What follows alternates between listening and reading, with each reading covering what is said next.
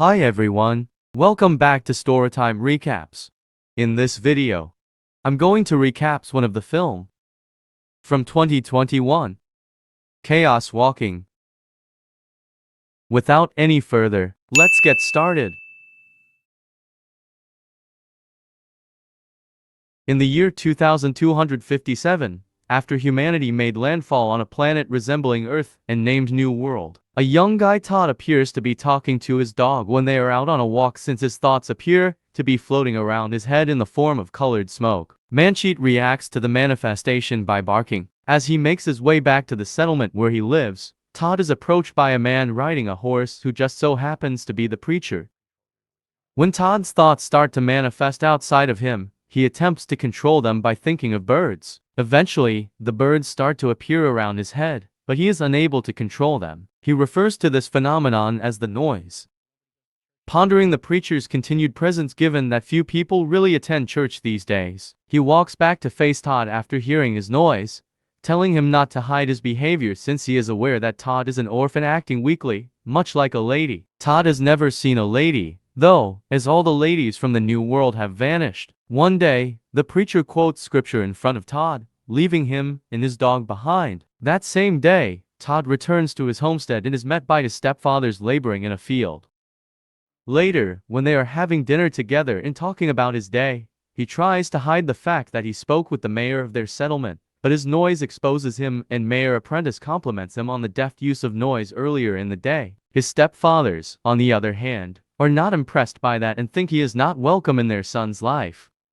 In a flashback, a very young Todd is speaking with the mayor. The mayor offers the child a knife and advises him to learn how to control and tame everything in order to protect the remaining people. Todd soon discovers that the mayor really means to kill when he says, tame. The mayor reveals that the flashback is a manifestation of noise, and unlike Todd, he had to spend years practicing in order to learn how to manage it. Todd can be heard making noise in his step-parents' bedroom, and one of them is very displeased with the mayor's authority over their son. The shuttle descends toward the planet from a vessel in orbit around it, with no contact with the surface and no idea of what is happening there. The crew is talking about the settlers on the planet, who were part of the first wave of colonizers. As the shuttle enters the atmosphere, strange things start happening. All of the men's thoughts start manifesting, revealing fear and confusion because this isn't something they are used to, like the men on the planet, and everything goes unusual with the shuttle because of this. Returning to Todd's homestead, he and his stepfather are working in the field when he sees someone running from their barn. Believing it to be a thief, he pursues them and finds the place where the shuttle crashed. Realizing what it is, Todd wonders if the thief survived the crash. He notices that there are graves around. The men from the settlement start to follow Todd toward the mayor's place, curious about what he is doing. Todd runs toward the settlement to tell the mayor, but because he has trouble controlling his noise, as he walks to get to him all of his thoughts project what he has seen, Todd tells the mayor what he has found and takes him and a few others to the crash site. He informs them about the potential survivor and the fact that there was no noise when they arrived. Knowing what that implies, the mayor orders his soldiers to locate her. Since it's the first time he's seen a girl, Todd is shocked by this revelation and assumes it's a space girl. He wonders about her among the shuttle wreckage and is fascinated by her when she approaches him. She, on the other hand, just seems confused by his noise. He loses control of his noise once more and tells everyone that he has located her. She then dashes through the woods.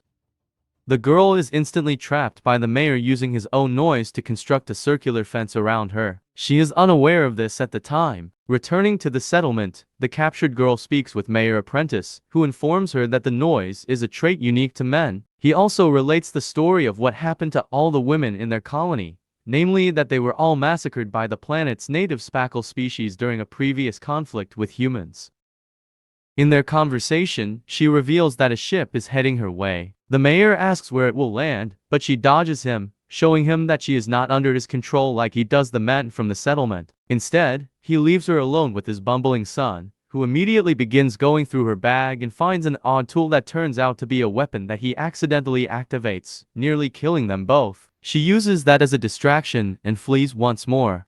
Before leaving the settlement, the girl crawls beneath the preacher's house and overhears the mayor and the preacher discussing their impending ambush on her ship. The mayor wants to take control of the ship, and the preacher thinks the girl is an angel. Todd returns home to discover the girl hiding in the barn once more.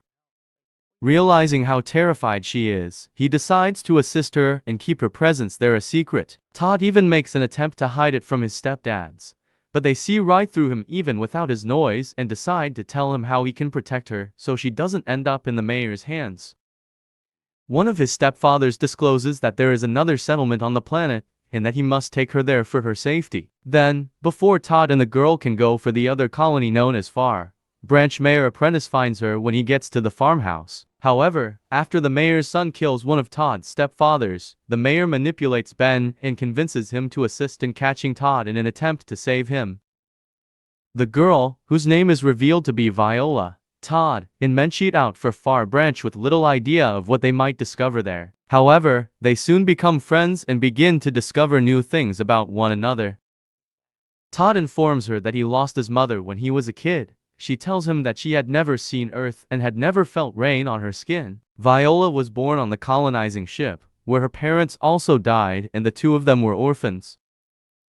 Todd becomes rapidly in love with Viola, transferring his dreams of her onto his noise. Of course, she detests the fact that, on their way to the distant branch, Todd battles and wants to kill a native spackle because he believes it is the same one who killed his mother. When Viola begs him not to kill it, they discover that the creature appears to be as terrified of them as they are of it.